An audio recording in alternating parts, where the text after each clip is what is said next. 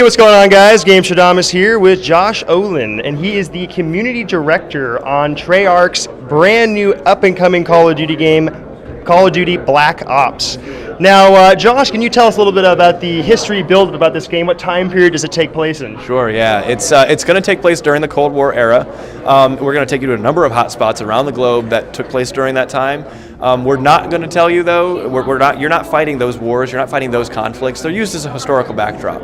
You're really there fighting these covert missions, these deniable operations that these Black Ops teams, CIA sanctioned, of course, went on throughout the world. And so, this is the stuff you didn't read in the history books. This is, and it's really provided us, as game creators, the opportunity to use a number of this great variety of weapons, unconventional weaponry, vehicles, tactics, you name it, locales. It's such a rich, ripe genre and era that hasn't been covered before in the Call of Duty franchise and really hasn't been covered sufficiently in shooters in general. So are these Black Ops missions, are they completely fictional, or are they somewhat based on historical stuff that was going on? Our story is 100% fictional. It's original. It's a very gripping plot where we're focusing a lot of effort on that. But it's inspired by true stories. We spoke to Major John Plaster. He's formerly of SOG. He was actually in the Studies and Observations group.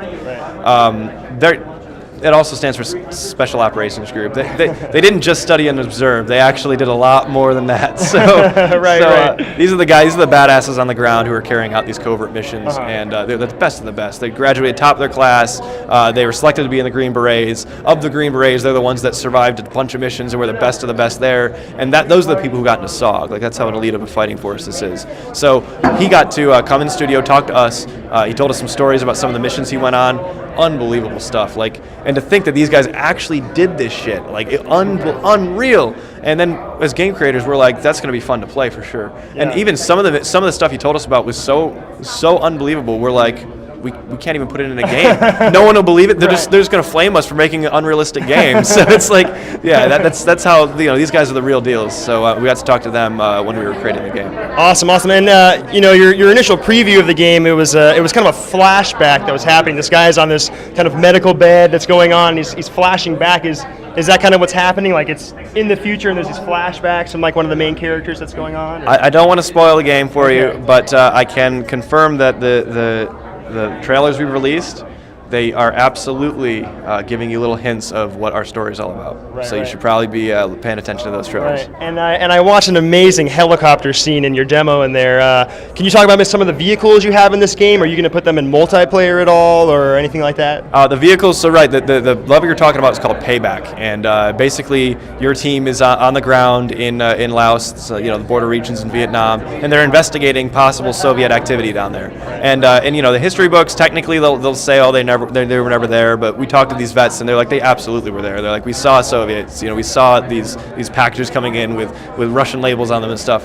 These guys were the ones who were on the ground and they could verify they were absolutely there. So in our story, you wind up finding that. And there's a really bad guy, his name's Kravchenko. He's one of the main antagonists in the game. He's kind of put your team through hell. So what you do is you want to seek some revenge, basically. So you take control of this Hind helicopter, you rain hell from above, and it's a fully controllable helicopter. And a lot of people, they saw the footage and they think that it's on rails.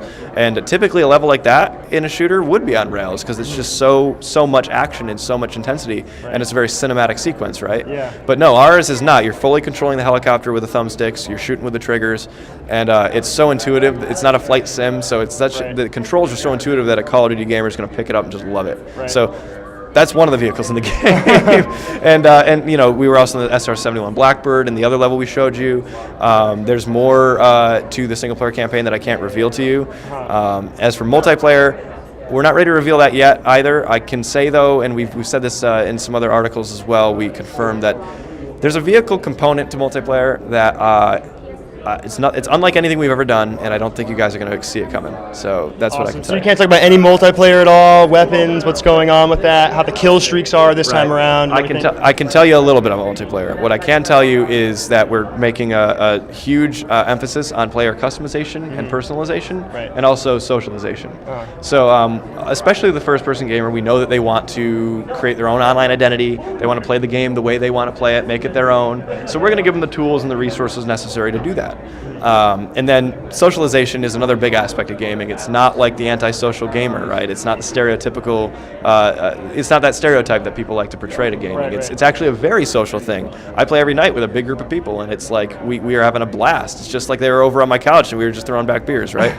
Well, not just like it, but you get the idea. Right. The point is, it's a very social thing, and it lives even outside of the game. So it's not just what's happening on the playing field. It's also what's happening in the lobbies. Are you matchmaking with just one friend? Are you matchmaking with a group of people? Are you playing in some online tournament? Right. There's so much of a social element to the game now, and then there's also this like living and breathing social ecosystem that lives around the gaming industry in general, and all of that we want to sort of foster and harness. So we're going to be putting the necessary hooks into the game to make that awesome. And you're the director of all this media and stuff like that, and the community, so you're getting all the feedback and kind of making those decisions yourself. I'm kind of on the front lines there, and I get to bring that back to the team, and the team really values that, and they lean on me a lot for the community input, and a lot of that stuff that I'm reading about every game, not just Call of Duty World at War, every game, not only in the franchise but other franchises as well.